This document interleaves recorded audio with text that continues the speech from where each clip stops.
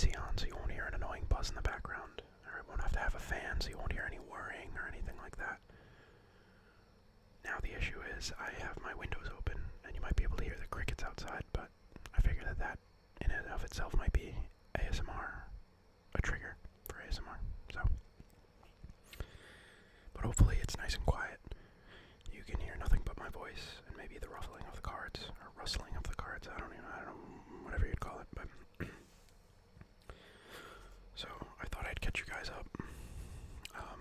I've been continuing to draft every Thursday night at my local game store, and I've been doing pretty poorly, usually only winning one match out of 3 every night, if even, usually going 0-3 or 1-3.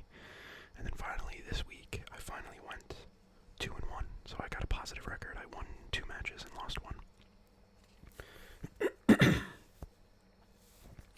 The set that we were drafting was Zendikar, which I've done multiple times now. And the deck I drafted was Boros Warrior Equipment. Hold on. Let me get to the actual deck itself. So I deconstructed the deck, and I think there's actually one card missing from it. Let's put this other stuff to the side. This is what we're going to be doing later. So the deck itself, again, was like Boros Equipment Warrior Tribal. So the equipment I had, I'll take out the equipment and then we'll take a look at the important warriors. There's also going to be one piece of equipment missing. I guess I could go get it.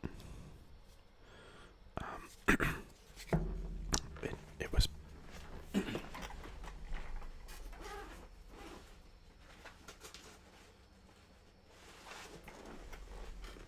basically the reason I ended up playing the deck in the first place. Let's see if I can find it here in my trade binder. There it is. Okay, so you might be able to see it right there, but it's Maul of the Skyclaves.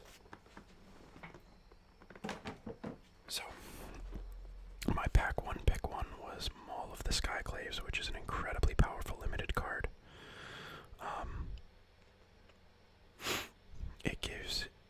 It immediately attaches to a creature, so you don't have to cast it for its cost and then equip it. You can just straight up attach it to a creature, and it gives the equipped creature +2/+2 flying and first strike. So incredibly powerful card. So that was kind of an indication that I would be playing equipment. Or at the very least, I'd be playing white, and I'd be playing this spell, or this equipment. Then I got, I can tell you, I think on pack 2, I got Core Blade Master, which is equipped warriors you control have double strike. So I immediately knew I was going to be going, once I got these 2 cards, it was pretty clear I was going to be going to be playing, at the very least, mono white equipment warriors. But there were just too many synergies with red, and there were too many things, so I decided to go Boros, so white and red. The other, I was kind of actually somewhat light on equipment. I think I only had 5 pieces of equipment. I had Scavenged Blade, Relic Axe, Utility Knife, and Cliffhaven Kitesail. All of which became very relevant in all my games. They actually all were all pretty impactful. But none more so than Maul of the Skyclaves. And Core Blade Master helped me clean up like 1 or 2 games, but most people killed her before she could even do anything. Which makes sense. Let's see, so Fireblade Charger was really good. Grotag Bugcatcher was really good. Tuk Tuk Rubble Fort was cool. It's not a warrior, but it gave things haste, which was somewhat relevant. Akum Hellhound, not a warrior, but just a great 1-drop. Her Goma Fata Vanguard was insane. CK Bannerhead, not so good, but I think he's a little overvalued. Like, the odds that you actually get to play him the odds that you actually get to play him and use his mana ability is, I don't know, rare. So yeah, like these, I'd say, like Goma Fata, Akum, Hellhound. Goma Fata Vanguard is easily, I think, one of, like, it was super, like, this card was amazing for me. The fact that I was able to get through so many times because things couldn't block, because I was attacking with warriors, was just insane. Akum Hellhound was just such a house for a 1/1. If you hit your land drops every time, like, I would get so much damage in with him. Core Blade Master was just, you know, if she survived, was game ending, especially with, if anything had equipment on it. And Grotech Bookcatcher is just like it's a solid 2/2, and the trample is pretty relevant. Because he himself is a warrior, he enters not as a 1/2, but as a 2/2. He gets +1/+0 for each creature in your party, he himself being a warrior. So a 2/2 on 2 that has trample that I can suit up with a Maul of the Skyclaves on 3 isn't bad. So it's like, at face value, Grotech Bookcatcher isn't good, but like, he's actually pretty good. Trample, I think, is probably the most important thing there. And is it when he attacks? Yeah, whenever he attacks. And Fireblade Charger, suiting him up is pretty good, so I was able to actually, like, have him kind of block and die and kill things, so, like, I was able to clear board, which wasn't ideal, but, like, I was able to kind of trade one for 2. So, anyway, so that was kind of the main package. These were kind of my win conditions. And then everything else in the deck, it was, you know, it was a Goblin Rogue, which, you know, pay 2 mana, tap it, and target creature with power 2 or less can't be blocked this turn. Wasn't really ever going to happen, but, like, I don't know, it's something I could suit up in a worst case scenario. Sizzling Barrage, I don't think I played. I think I put that in my sideboard. Teeter Pack Ambusher, it's just a warrior. It's a 1 mana 1/3, and then you can pay 3 mana and give it +2/+0, so it's a warrior I could suit up. Maybe not the most ideal warrior, but Resolute Strike is great removal and a nice combat trick. Target creature gets +2/+2 until end of turn. If it's a warrior, you may attach an equipment you control to it, so in a situation where something I suited up, if it died, and then I had equipment sitting off to the side, I could use Resolute Strike to kind of reattach equipment without paying its mana cost. Or without paying its equip cost. Pyroclastic Hellion, it's just a 4/5. Scorch Raider, it's a warrior that I could give haste. Tuk Tuk Rubble Fort, again, wasn't super relevant, but it could give my creatures haste. Looking back on it, like, maybe cut Tuk Tuk because it has Defender, but Security Shelter, it's a land if I need it, or it's a protection spell, which, so actually there was a situation where I was attacking.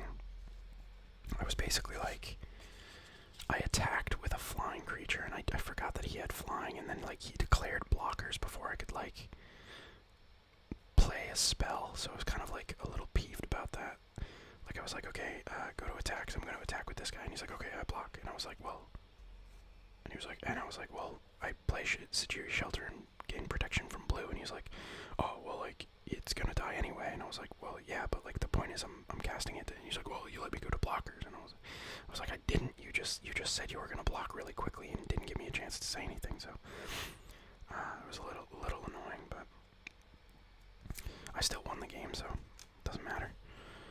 But Security Shelter was pretty powerful. Akum Warrior, 6 mana, 4/5 with trample, something I can suit up, or if I have Tuk Tuk Rubble Fort, a 4/5 with haste is pretty good.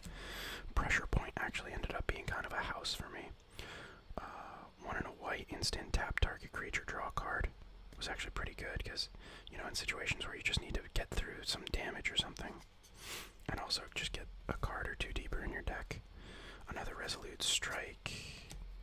Expedition Champion, not a bad card.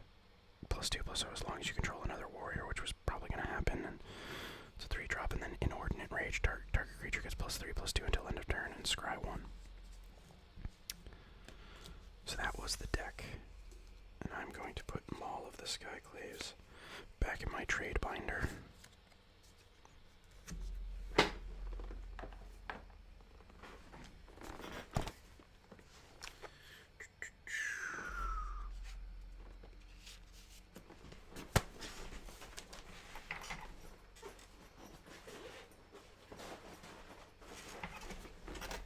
Okay, so yeah, that was the deck.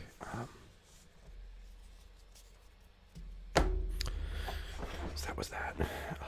I'm a little disappointed, so I'm building a burn deck for Modern, and I actually traded away. I traded away a land that was like, I traded away at Wooded Foothills, which you can actually put in Boros Burn, even though it's green-red, because I think it fetches you. It's like you can fetch a red land with it, so I'm a little sad that I traded that away, but anyway. So yeah, I've been going to the game store every Thursday night and been having a lot of fun. Hopefully I'm going to be able to go back there and start playing Commander, which is why I'm making this video today. I need to re-sleeve all these, this Yarok Commander deck, because I found out I do not have enough sleeves to finish sleeving it. Unfortunately. Yeah, I don't have enough sleeves. I have these like Nico Bolas sleeves, so these are probably gonna become sleeves that I'll use for drafting, because you just need 40. So like when the ones that I'm currently using get too old, I'll probably just throw them away and then cycle these in. But for now, I bought these nice, cool, like pink gloss Eclipse sleeves, and we are going to sleeve up our 100 card finished Yarok the Desecrated Commander deck. My cat's on my other desk, and he just sat down on the mouse. I heard a mouse clicking in my room. I was like, what the hell is that? And it's my cat sitting on my mouse.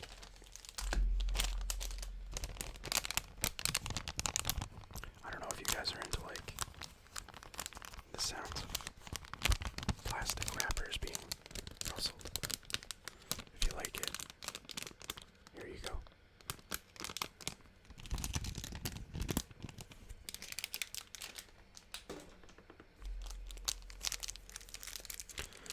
So, I have 2 packets of 50 sleeves of these like cool pink sleeves. Why did I choose pink? Because pink is awesome. Although it's not really like pink, it's kind of like a, what would you call that? Like a magenta? I don't know, who knows? I wish I could have hot pink sleeves though, that'd be so dope. That would be so dope. Stumbled on that word there. So yeah, these Nico Bolas sleeves are out. On Wednesdays we wear pink. Even though it's Saturday. What day is it? It's Saturday. Another reason I've been having trouble uploading is I've returned to work. I was unemployed for a long time. I've been I quit my job in January, and I wasn't working. I want to say I got this job I started working again in August, so it was like 7 months, so it's been a long time. So, as you can imagine, I had a bunch of free time, so I was able to record a bunch. Now that I'm working again. Also, you know, before August, when I started job hunting again, that took up a lot of time. So, yeah, I mean, that's pretty self-explanatory. When I was job hunting, it took up a lot of time, so, I wasn't able to upload as often then, but yeah. So I think I've already shown off this deck on the channel. My Yarok the Desecrated build.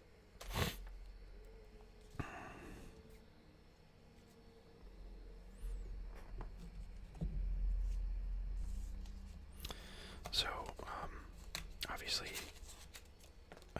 you know, if you want to check out if you want to hear me talk about the deck and each card individually, I think, and kind of the functionalities of each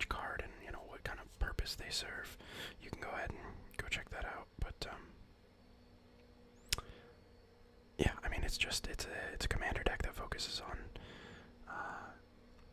multiplying or copying enter the battlefield effects.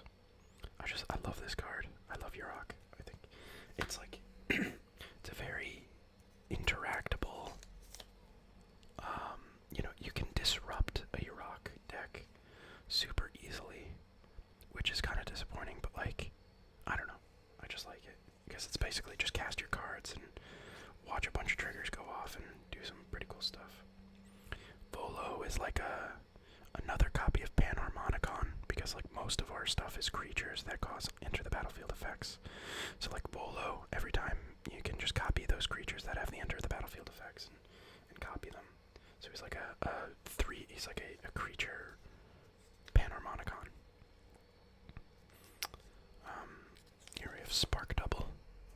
Spark Double can just copy one of the creatures we have on the board, so essentially we just re-trigger enter the battlefield effects.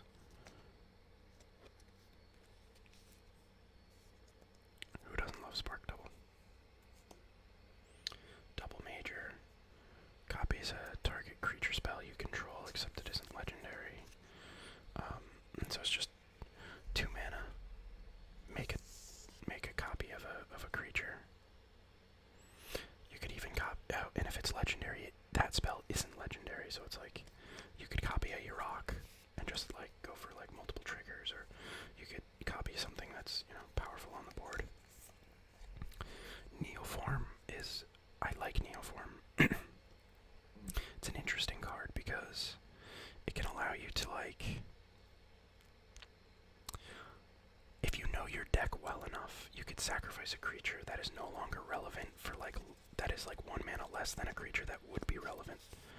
So with this, you could target like a 4 or 5 mana creature that, its enter the battlefield effect isn't really relevant anymore, or even like a 3 mana. So like, okay, I'll give you a direct example. So like, let's say you've ramped pretty well, and you have like a Llanowar Visionary or like a Farfinder on the board, of 3 mana creature that ramped you but isn't really doing much anymore. I guess Llanowar Visionary can continue to ramp you, but like Farfinder, it just found you a land spell, right? So it's a 3 mana card, and then they put something on the board that's really powerful. You could, using Neoform, sacrifice the Farfinder that isn't doing much anymore, and then go find like Ravenous Chupacabra and kill it. So if you know your deck well enough, Neoform could be just like an immediate, like just find an answer you need type thing. It's almost like a tutor, basically. I mean, obviously, I think anybody who's watching this channel probably knows what these cards do, but I don't know. Maybe some of you out there don't know a lot about Magic. And Thassa Deep Dwelling, just a 4 mana way to bounce things on our board. And when I say bounce, what I mean is she exiles your own creature from your board at your end step. So it removes it from play, and then it brings it back. So if it has an enter the battlefield effect, it'll re-trigger that enter the battlefield effect. It's just really pretty art too. I wish that the camera would focus, but I think anybody who watches the channel knows that this camera absolutely and unequivocally refuses to focus. Just never happens, but I think it is now. But yeah, I love that art. Like she's like Poseidon or something. This is Harmonicon, my probably favorite card in this deck. Well, other than Yarok, because it does exactly what Yarok does. So it's a 4 mana if an artifact.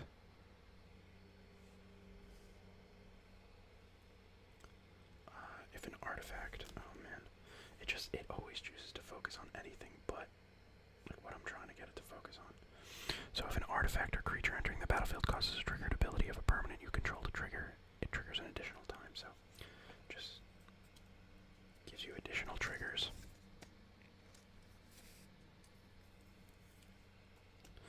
Null Priest of Oblivion is a pretty interesting include. I really like her. So if you play her kicked, so she's a 2 mana 2/1 with Menace and Lifelink, which obviously doesn't do much for our deck at all. But if you kick her for 4 additional mana, 3 and a black, so 6 total mana. So if you have 6 mana, you can play her when she enters the battlefield, return target creature card from your graveyard to the battlefield. So with Yarok on the battlefield, you can get her back twice.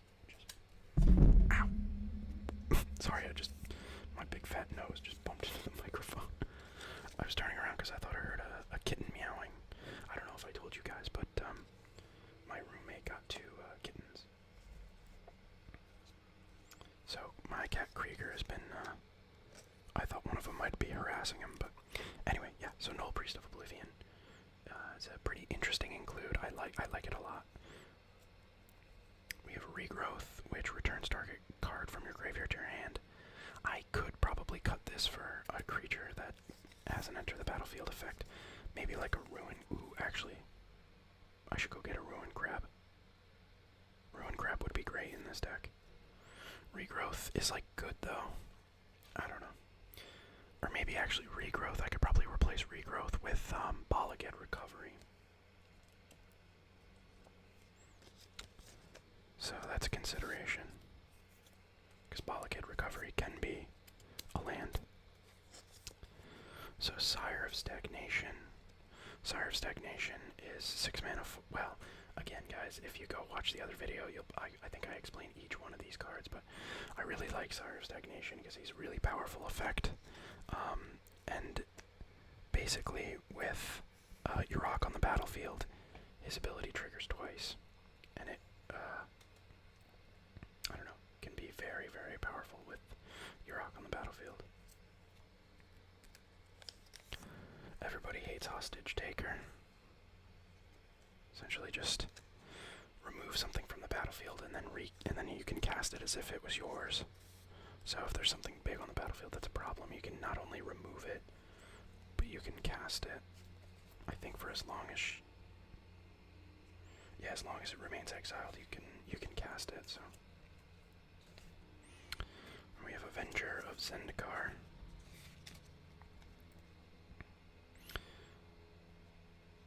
Avenger of Zendikar, so it could create a bunch of plant creature tokens, which is nice, and then it puts 1/1 counters on them every time a land enters the battlefield, so that with Yarok is good. Next we have Emergent Ultimatum.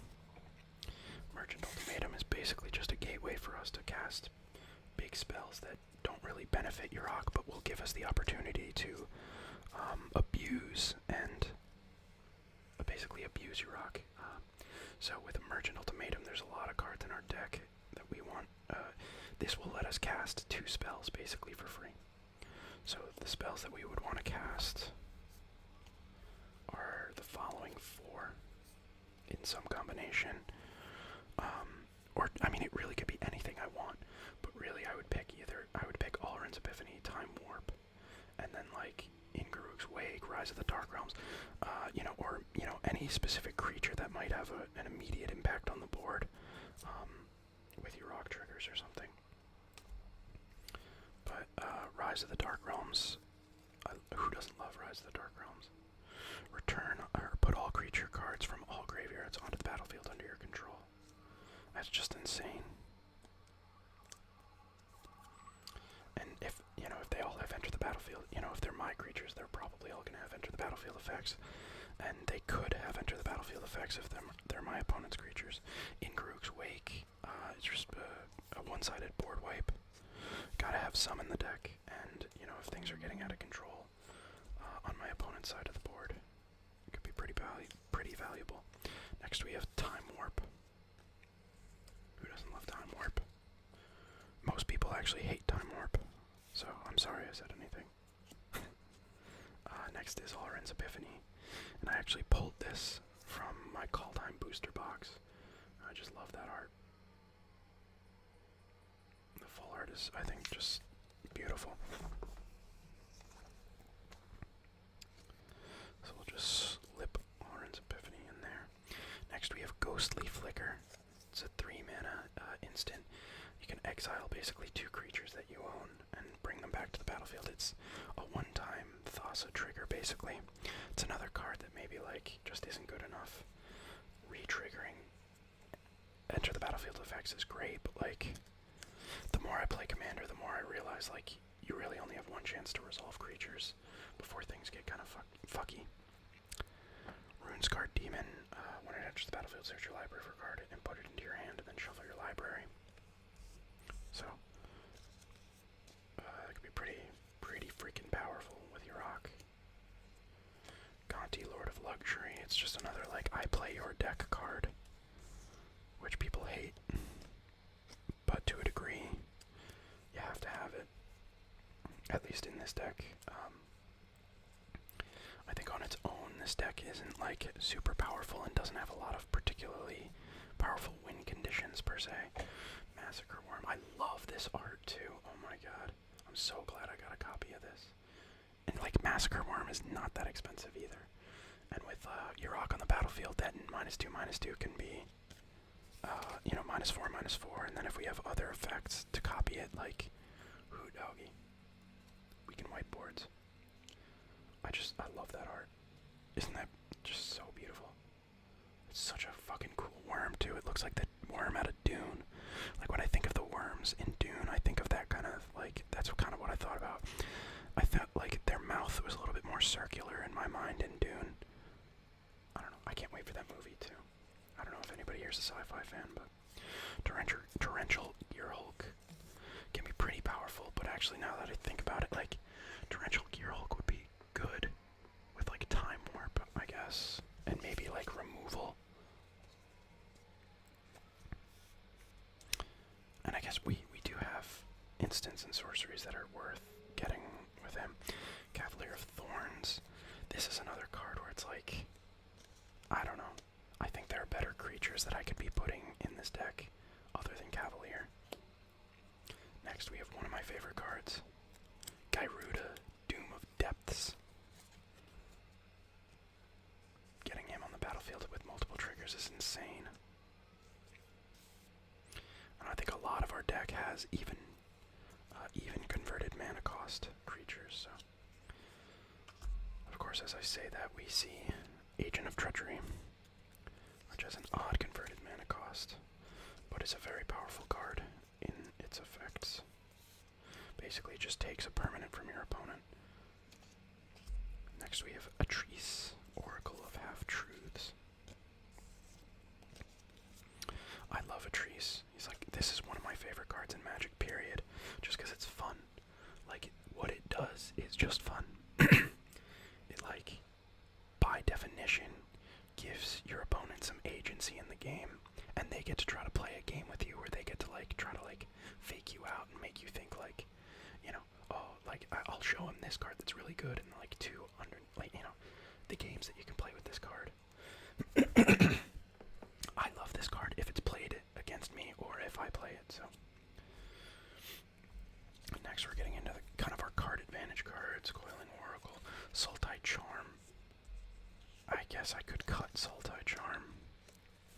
There's a lot of cards that could just be better, like Sultai Charm could just be like a... Honestly, Guardian Project kind of sucks. Honestly, Sultai Charm I think should just be a... Do I not have one? Let's see here. A Reclamation Sage. I have one, okay. Yeah, I don't know. Sultai Charm might not be the best spell to have in the deck, but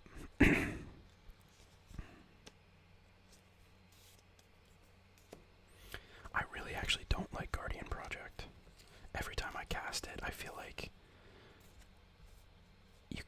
you never cast this when you're ahead. Like, you'd rather be casting something else, and when you cast it when you're behind, it's just like such a... Like, that's just like... Casting Guardian Project from behind is just such a GG. Like, you lose. And when you cast it when you're ahead, it's just a win more card. So I could see myself cutting that in the future.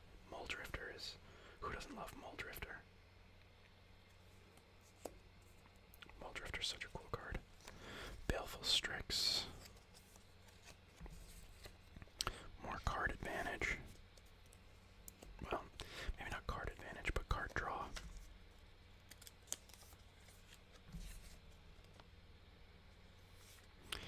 I guess technically, depending on how it's used, I mean, with Yarok on the battlefield, I would consider it card advantage because it's draw 2, and it's a creature that draws you 2 cards, which is pretty powerful. Same with Elvish Visionary, Gairuda.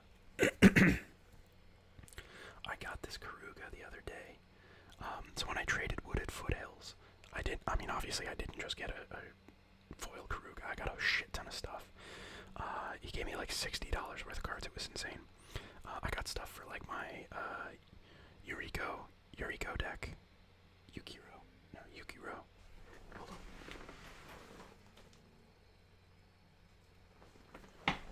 Yuriko. I got a bunch of cards for her, and then I got some more cards. I got some cards for this. I don't know if we've already actually seen some of them. Whoa. But yeah, I love this. I love this foil Gairuda. More ways to draw cards, and it's a 5/4 too, so it's like, could be worse. Tatyova, Benthic Druid. Every time a land enters the battlefield, draw a card and gain 1 life. That's pretty sweet. Harmonize is another card I could probably think about cutting. It's not bad, but like, it's another one of those like 4-drop cards that it's like, you know, if I'm casting this one on my head, it's like I have creatures that could like do things similar and provide me with a board presence, but we have acidic slime. So like we could destroy a land and stuff. It's pretty powerful. Ravenous Chupacabra.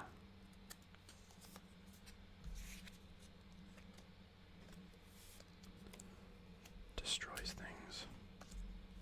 We got our pretty Mystical Archive negate.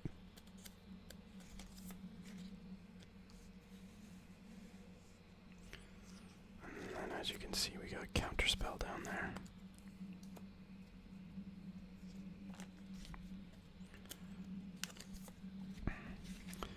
Underneath Counterspell, we got kind of one of our MVPs in the deck. This card always, like, if it's a very tilting card. If you're able to copy it, the life gain is on it. Honestly, like, just so crazy. The fact that you gain life equal to its toughness. The fact that you gain life at all is just kind of wild. And like you could do it to multiple creatures. So like, I don't know. This is low key a very big MVP in the deck. Reclamation Sage, because I mean, hey. It's Reclamation Sage.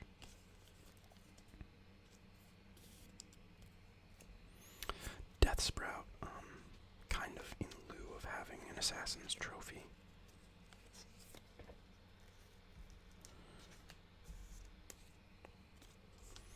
Yeah, I don't have an Assassin's Trophy, so it's like Assassin's Trophy is like $17.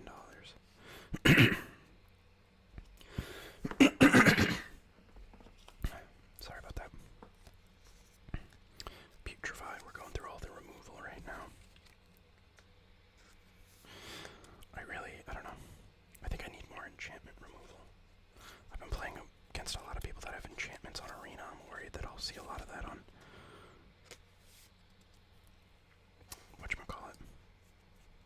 In person, in paper too. Maelstrom Pulse. Maelstrom Pulse could be good against something like a Scoot Swarm.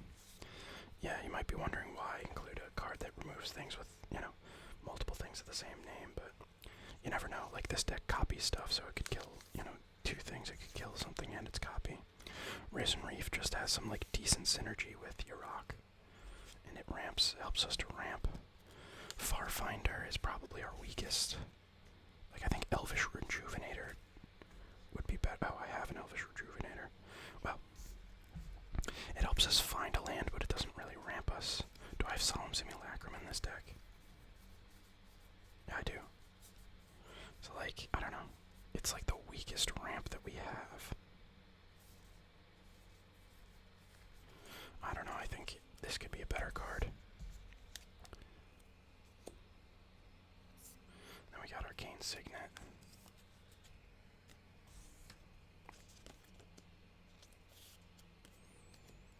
Soul Ring.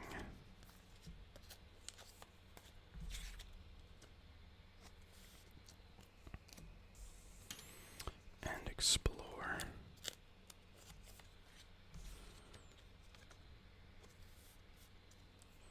Now we got... That's crazy.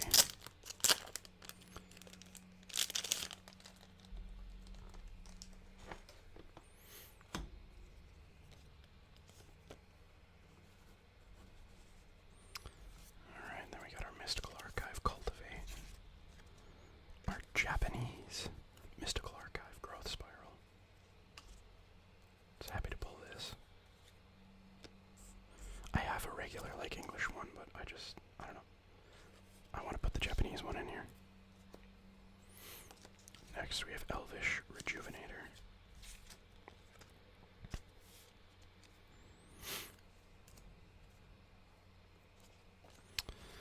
Solemn Simulacrum.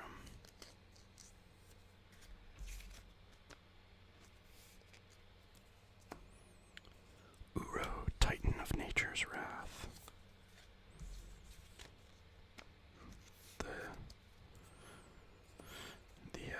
I don't know, the scourge of Standard for a long time. Dryad of the Elysian Grove.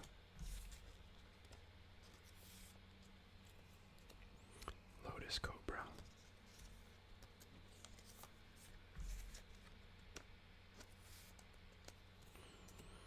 Farseek.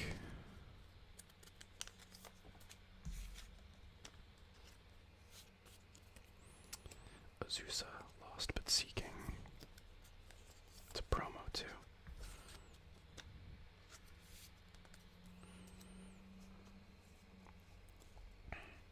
Like Azusa, Lost But Seeking with like Ancient Green Warden and stuff is crazy. Kodama's Reach. Especially with, I think I have like a Evolving Wilds and a Fabled Passage. Oracle of Moldaya. So this is like card advantage, where you get to play with the top card of your library revealed. Just lets you see an extra card. And then being able to play lands from the top of your library is pretty insane. Ancient Green Warden. He's kind of like a Pan-Harmonicon, but only for like my landfall effects, which there are a few in the deck, but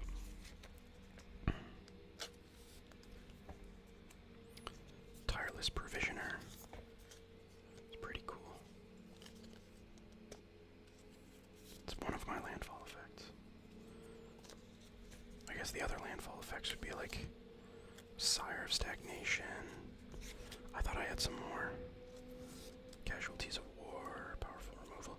Villainous Wealth, like, could be a good card, but like, I'm not sure.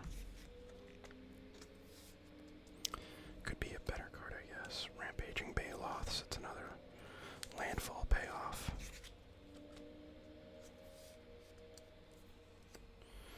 And Zendikar's Royal, which is another one of our landfall payoffs. Could be something else, though.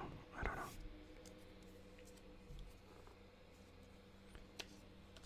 Then we got a pretty, I pulled this, I bought like 2 Ikoria packs, and this is one of the pulls I got from it. The Full Art Zagoth Triome is awesome.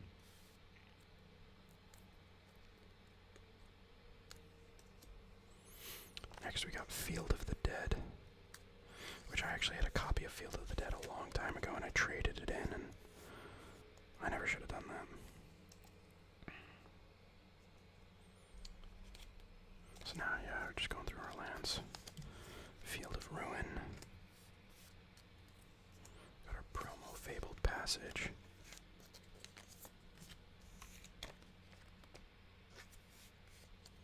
Isn't that pretty? Foil promo Fabled Passage.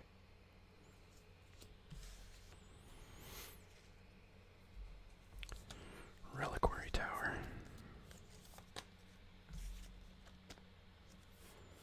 It's a nice card. I need to get a deck box for this. Castle. We got our classic castles. Castle Lochthwain, Castle Vantress. I don't know if these are like, I don't know if you really want to be playing these though. Tapped lands just seem like death sentences. Too many tapped lands, I should say. Command Tower, the best land. Good land. Great land. Evolving Wilds. I think my cat's dreaming. I can hear him kind of, what's the word? Not just being disturbed, but like, I can hear him like fidgeting or not rustling or something. I don't know. I forget the word. I don't know the word I'm looking for.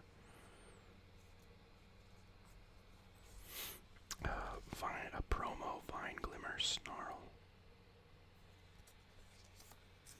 Which is pretty cool. Can come into the battlefield untapped, or can enter the battlefield untapped. Temple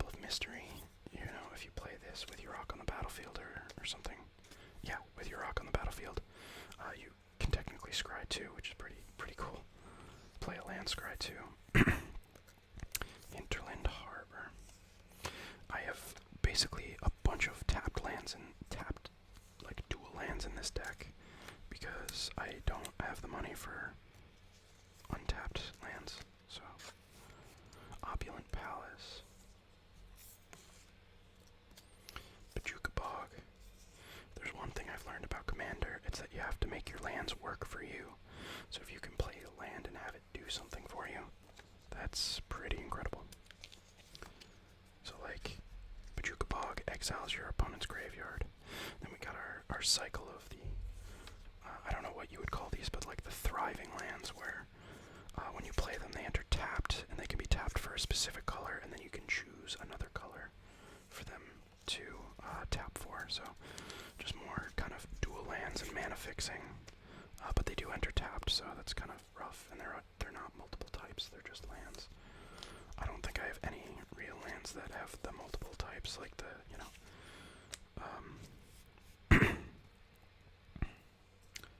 blue, black, like, I don't, yeah, the, what is it, Swamp Island, you know, that kind of stuff. Where it's like land type Swamp Island, so if you need to fetch for a swamp, you can get it, type of thing. Quandrix Command. It's a foil. A foil Dismal Backwater. So like, you know, cards I need to get are like Watery Grave, Breeding Pool,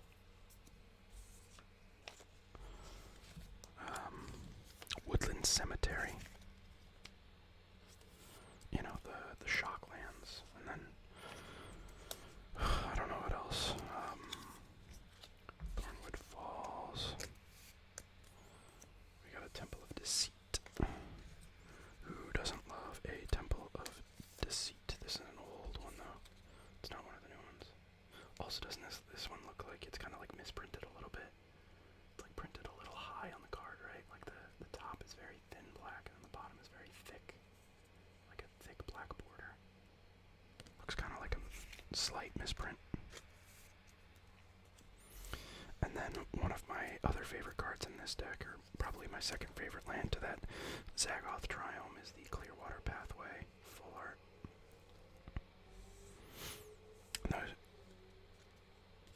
wait a minute. Oh yeah, so yeah, these were Zendikar, and Zagoth Triome was Ikoria. That's confusing because when I think lands, I always think Zendikar. So when I think the Triome lands, I was about to call them the Triad lands. I just finished watching Legend of Korra, so I have triple threat triads on the mind. By the way, if anybody's watched The Legend of Korra, like, that ending was kind of out of nowhere. Felt very rushed. I don't know if, like, I have 8 left, so I must have over 100 cards in here. 1, 2, 3, 4, 5, 6, 7, 8. Yeah, I must have way over 100 cards. I must have not done my math right.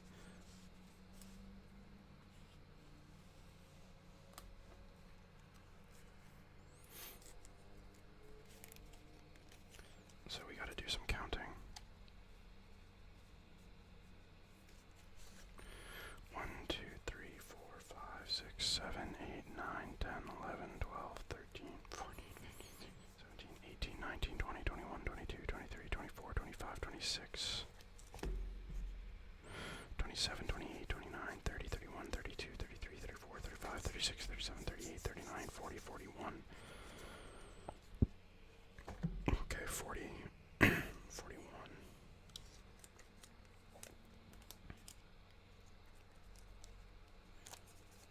41, 42, 43, 44, 45, 46, 47, 48, 49, 50, 51, 52, 53, 54, 55, 56, 57, 58, 59, 61, 62, 63, 64, 65, 66, 67, 68, 69, 70, 71, 72, 73, 74, 75, 76, 77.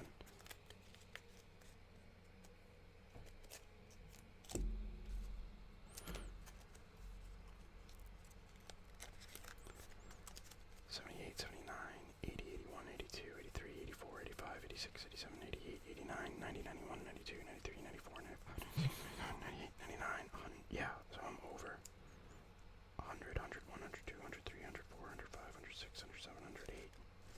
Over by 8. So I need to make 8 cuts.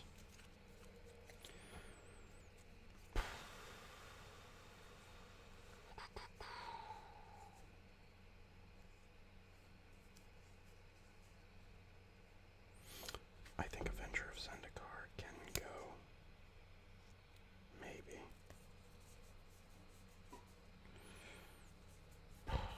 Man. Okay, Cavalier of Thorns can definitely go.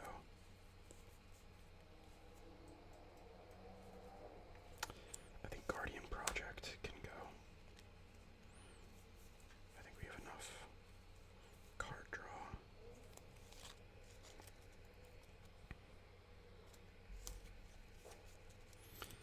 Potentially Avenger of Zendikar can go.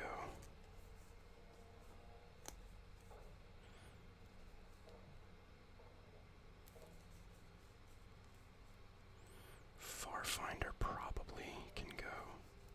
I think we have like enough ramp that's better than it.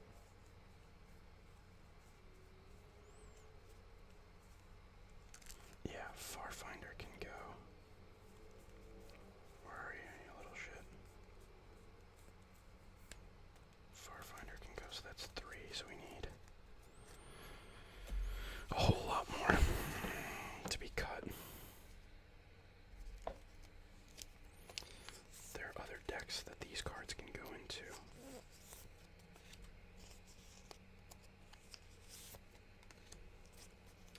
Alright, what else did I say? Avenger of Zendikar. Like, Avenger of Zendikar would be cool. But, like, we don't really care. Like, I don't know. Like, just going wide I don't think is, like, that great. And he can go into my other, like, decks that have, like, actual, like, token strategies and synergies. So we'll set those aside. So you guys didn't make the cut, I'm sorry, so that's 4.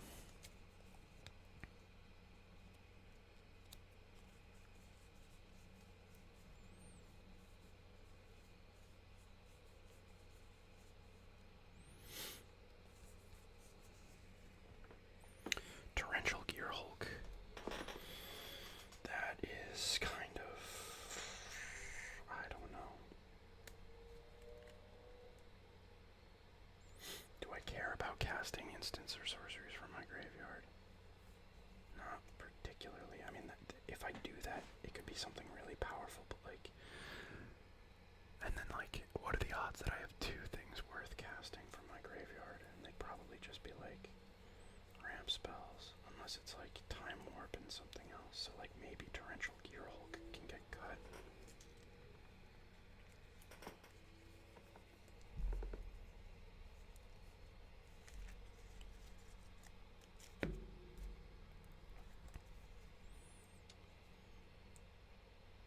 Noxious Gear Hulk is not going anywhere. Reclamation Sage is not going anywhere. Death Sprout. I think I need to keep. I mean, my removal's pretty weak. I only have, what, 4 removal spells. But then I have like a lot of creature removal too. I think my ramp suite pretty much has to stay the same. Ancient Green Warden. I think you don't make it. Because like we don't have enough landfall effects and they get copied anyway. And you don't have an enter the battlefield effect, so I think you get cut. That one kind of hurts.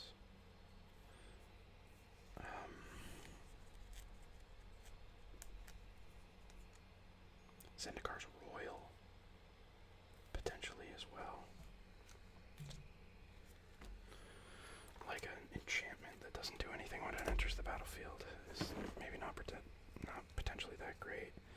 And like it's like Field of the Dead already does what this does, and again that's a card that can get put into one of my decks that actually has like a synergy with it.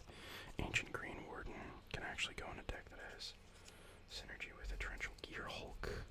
I don't know where you go, but we'll find a home for you. I promise. Okay, so how many is that cut now? 1, 2, 3, 4, 5, 6, 7. I mean, I could cut a land to go to 40 lands. Right? Like, that's not a huge deal. I don't think. I'll cut that forest because it doesn't fucking fit. 1, 2, 3, 4. Whoa, what happened to you? 1, 2, 3, 4, 5, 6, 7, 8, 9, 10, 14.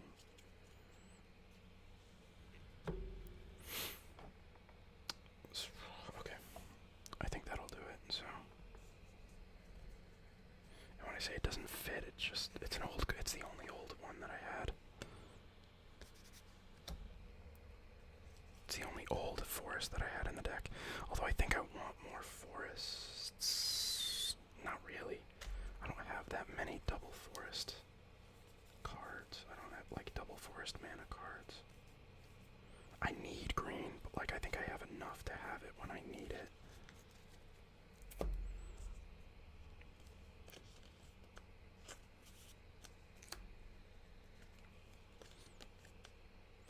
I got these. One of the nights that I went to my local game store, it was supposed to be for, like, I think it was like a Strixhaven draft, but apparently nobody wanted to do it.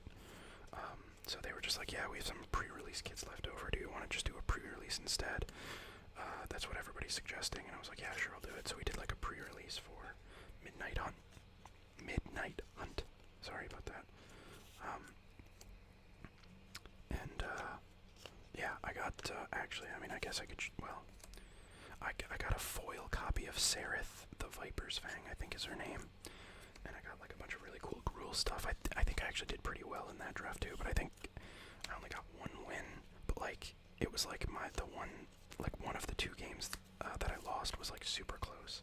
Because my deck was pretty good. And then I also got, like, the Rockfall Veil or whatever. I got the red-green dual land. So that was pretty cool.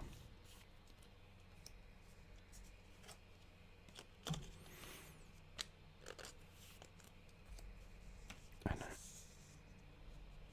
alright, maybe, hold on. I have one left over here. So maybe I can put the forest in the deck. Maybe I counted wrong another time. So let's just give this one more count here. So 1.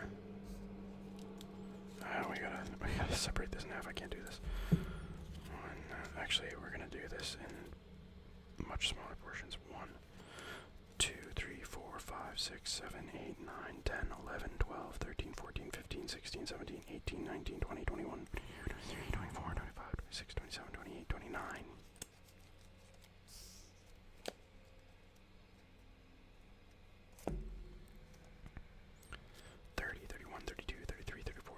36, 37, 38, 39, 40, 41, 42, 43, 44, 45, 46, 47, 48, 49, 50, 51, 52, 53, 54, 55, 56, 57, 58, 59. Wow, I am really good at that. 59, 60, 61, 62, 63, 64, 65, 66, 67, 68, 69, 70, 71, 72, 73, 74, 75, 76, 77, 78, 79, 80, 81, 82. 83, 84, 85, 86, 87, 88, 89, 90, 91, 92, 93, 94, 95, 96, 97, 98, 99, 100.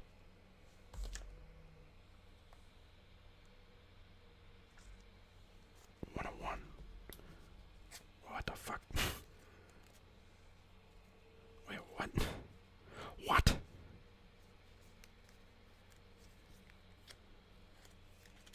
I'm at 101.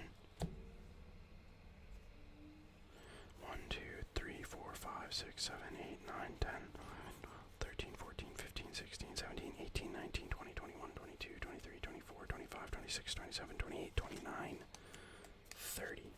So this is 30 cards. 31, 32, 33, 34, 35, 36, 37, 38, 39, 40, 41, 42, 43, 44, 45, 46, 47, 48, 49, 50, 51, 52, 53, 54, 55, 56, 56, 57, 58, 59, 60. This is another 30 cards. 61, 62, 63, 64, 65, 66, 67, 68, 69, 70, 71, 72, 73, 74, 75, 76, 77, 78, 79, 80. 81, 82, 83, 84, 85, 86, 87, 88, 89, 90, 91, 92, 93, 94, 95, 96, 97, 98, 99, 100, 101. Sorry. But that's the thing, they said it was a 100. Said it was 100 sleeves. 1, 2, 3, 4, 5, 6, 7, 8, 9, 10, 11, 12, 13, 14, 15, 16, 17, 18, 19, 20, 21, 22, 23, 24, 25, 26, 27, 28, 29, 30. 1, 2, 3, 4, 5, 6, 7, 8, 9, 10, 11, 12, 13, 14, 15, 17, 18, 19, 20, 21, 22, 23, 24, 25, 26, 27, 28, 29, 30. 1, 2, 3, 4, 5, 6, 7, 8, 9, 10, 11, 12, 13, 14, 15, 17, 18, 19, 20, 21, 22, 23, 24, 25, 26, 27, 28, 29, 30. 10. So, okay, 101. Alright, and so this is 29. 29 plus 10 is 39.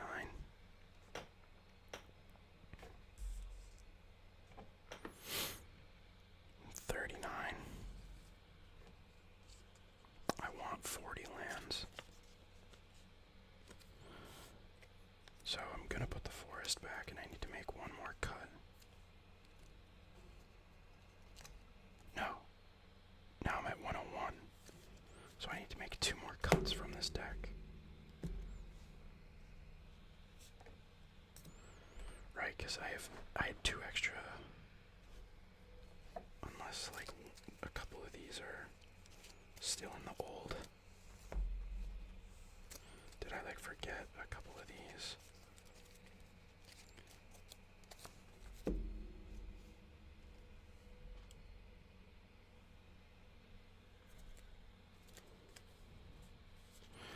Or like any of these in the old sleeves? I guess not. So I guess I have 102.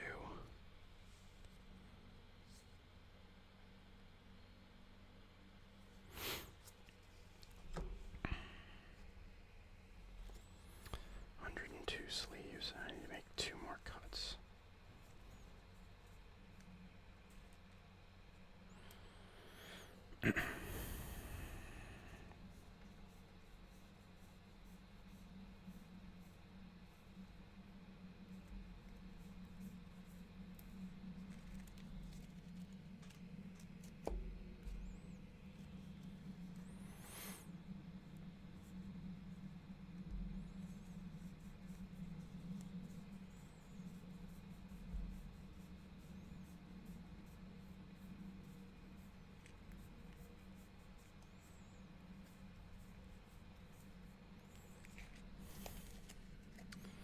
Man, this is like a really hard decision. Like even cutting some of these cards was tough. Guardian Project, no. Farfinder, no.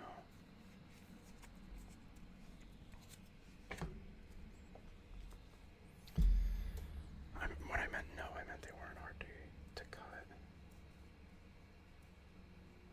I mean, like Thassa, but like, oh man, I love her. I'm thinking about regrowth, but like, I don't want to do it.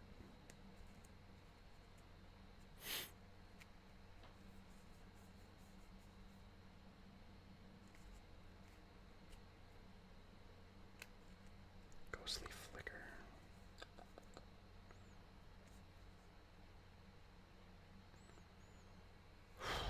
Man, I don't know what to cut. Sultite Charm, maybe.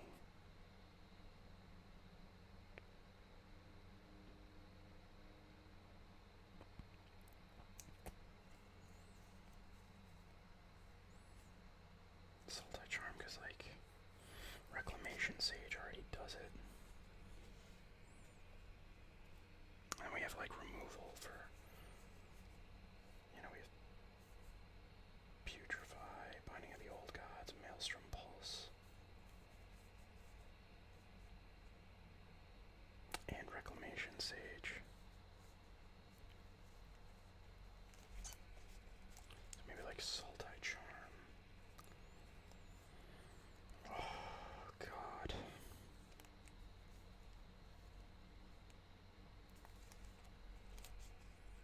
Maybe like Sultai Charm and like Tireless Provisioner. Tireless Provisioner would be sick though with Yarok. Casualties of War is definitely like not good. I don't know, maybe it is good though. So maybe like Sultai Charm can go because we have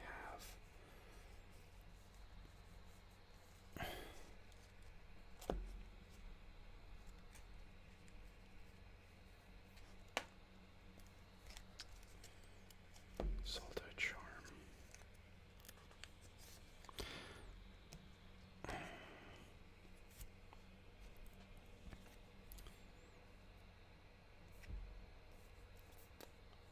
And we also have like Acidic Slime, so yeah, I guess like that's fine. I'd rather have creatures to do it than just have like a one-off removal spell.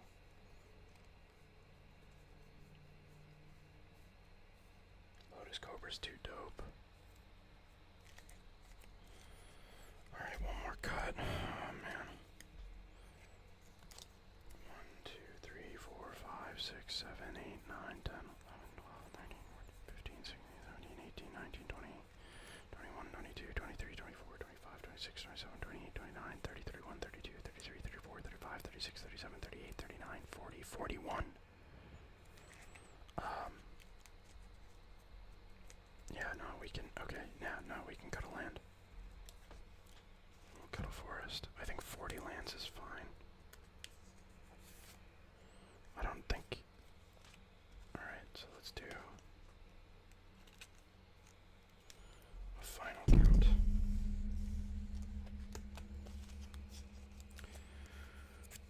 So that's, yeah, so that's 40. 30, 30, 60. Wait a minute, fuck. Oh no, because I cut stuff. So yeah, so this is 40, so these need to both be 30.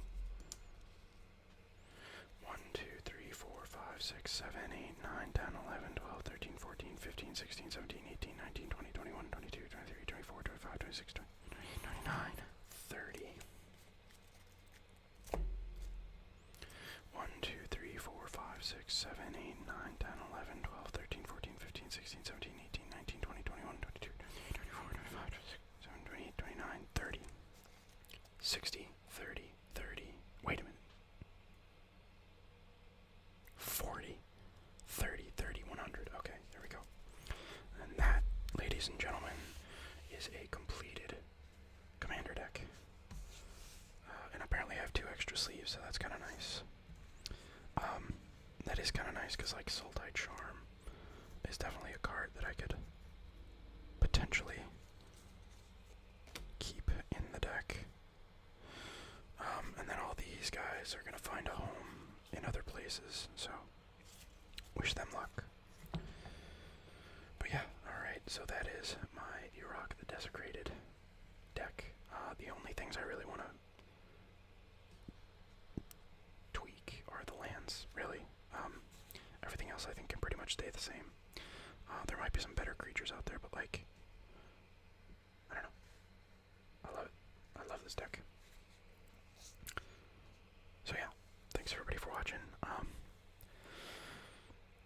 been having a great time, you know, going to my local game store and doing drafts and stuff, even though I'm not that good yet, but I can tell I'm getting better. Been having fun doing that.